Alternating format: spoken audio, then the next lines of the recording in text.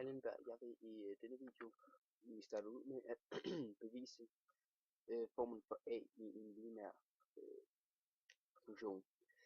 Som vi kan se på formlen y2 minus y1 delt med x2 minus x1. Det vi kan gøre, det er, at vi tager udgangspunkt i y2 minus y1, som er det samme som at sige, som hvis jeg kan omdefinere til at blive y2 lige med ax, ja, ax 2 plus b, og y2 og y1 vil så blive til ax 1 plus b. Og de to skulle vi jo bekendt minus med hinanden heroppe i den her formel. Så hvis vi gør det, så kan vi sige, ja, ax 2 plus b minus parentes ax 1 plus b. Og hvis man så ganger det her minus ind i den her, altså y1, vil det blive klart, at at b bliver udlignet med hinanden. Så det vi får til at stå tilbage er til at starte med bare ax2 minus ax1, som vi så er grundet den her regneregel, der hedder, at man bare kan sætte noget at man skal gange ting ind i parenteser, kan vi jo bare sige a parentes x2 minus x1. Og hvis vi tager den tilbage til formlen her for a, får vi, at dette er det samme som at sige a parentes x2 minus x1. Og så skal vi huske at dele det med x2 minus x1. Og herved bliver det, vi har tilbage i denne formel, meget tydeligt. x2 minus x1 delt med x2 minus x1. Med a herude er det kun a, der kan være tilbage. Herved får vi isoleret a. Og jeg vil nu fortsætte med at bevise formlen for b. b er som bekendt en lineær funktion lige med y1 minus ax1, og det kan vi bevise ved at sige, jeg skal lige slet,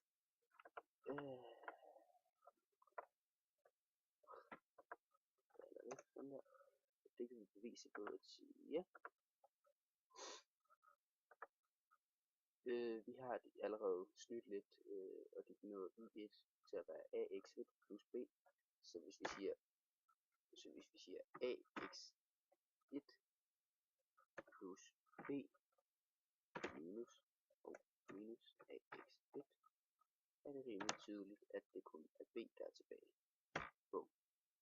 Så det her er det samme som at sige det her, og derved får vi isoleret b. Og nu vil jeg så bevise formlen for a i en eksponentiel funktion. Vi har foreslået for en eksponentiel funktion, som hedder y minus b gange a i x'ene. Og formlen for a er x2 minus x1 med rod af y2 delt med y1. Så først definerer vi igen y2 og y1, og det vil sige, at vi kan snuppe det her herned og sætte 2 på x's plads, og så x2. Og det samme med y1 kan vi så sige x1. Og det var som sagt de to, der skulle deles med hinanden, så derfor kan man sige bum.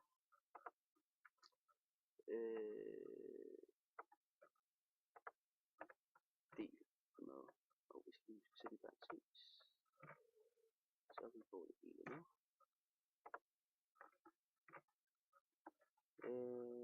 Ja. Der bliver det også rimelig tydeligt igen, at B bliver taget ud af ligningen, og derved det her det samme som at sige,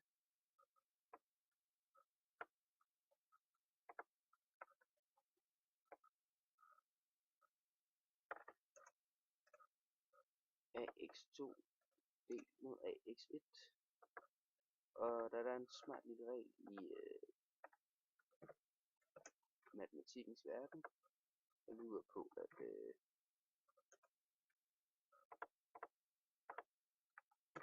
at når en ens værdi er opløftet i noget, og man deler de to med hinanden, kan man minus det sammen. Kan man minus det med hinanden i stedet for, altså sige, i det her tilfælde kan vi tage A, skriv A, og så opløfte det i x2 minus x1.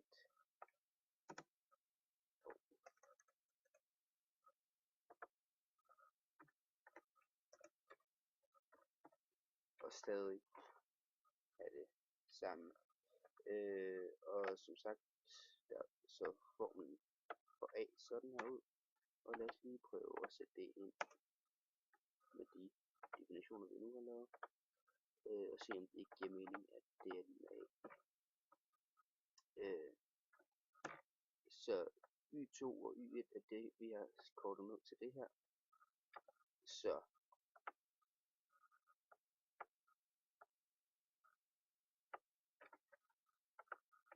det er A opløftet i x2 minus x1, vi kan sætte ind på Y's plads. Y2 delt med Y's plads. Det kunne man ikke finde ud af.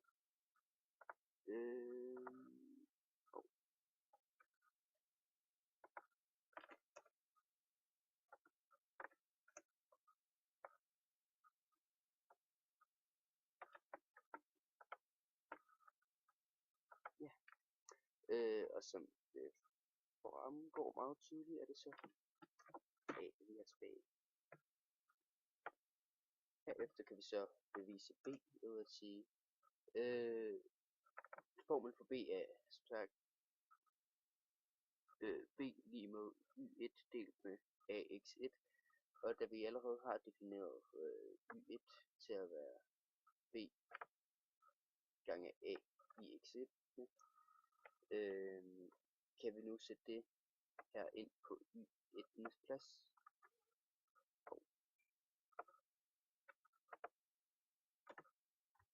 Og derved få en formel, der hedder B gange A opløftet i x1 delt med A i x1'ene, hvorved det bliver rimelig tydeligt, at B er det eneste, der kommer til at stå tilbage.